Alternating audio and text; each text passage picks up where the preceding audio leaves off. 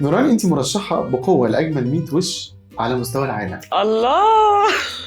ده بجد في صحف كتبت كده عنك، انت الحمد مرشحه لله. لده. انت شايفه ان جمال الست دايما في ملامحها وتقطعها بس؟ لا، الملامح الحلوة ربنا بيحطها عشان تفتح لك القعدة أو الناس تحبك، يبقى وشك بشوش كده وحلو والناس حابة تتفرج عليه.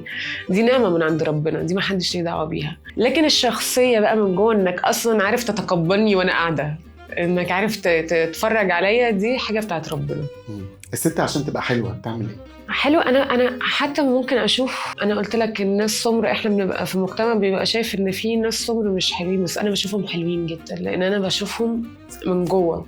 الطيبة والجدعنة والرضا، انك تبقى راضي ومبسوط لغيرك اكتر ما مبسوط لنفسك، ده بيخلي ده كله يطلع على وشك. عمري الحمد لله ما حقدت على حد ولا قلت ده اشمعنى وده معايا. عشان كده ربنا بحسه بيحبني قوي قوي، يعني بحس ان هو بجد بيفتح لي حاجات انا عمري في حياتي ما كنت اتخيل ان هي ممكن تبقى موجوده ليا. ربنا الحمد لله. نرضي ربنا نحلو ويبقى شكلنا حلو لطبعا. والله العظيم طول ما انت بترضيه وبتعمل عشانه هيرفعك للسما سما فوق. ممكن تنزلي من شانيل للوكال براندز؟ عملتيها قبل كده؟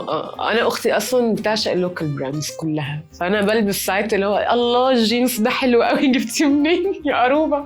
تقولي من اللوكال براند اسمه كذا، مش عارفه. كان في براند اسمه اصيلي كان خارب الدنيا شويه، فكنت بحب قوي الهوديز بتاعته والحاجات دي.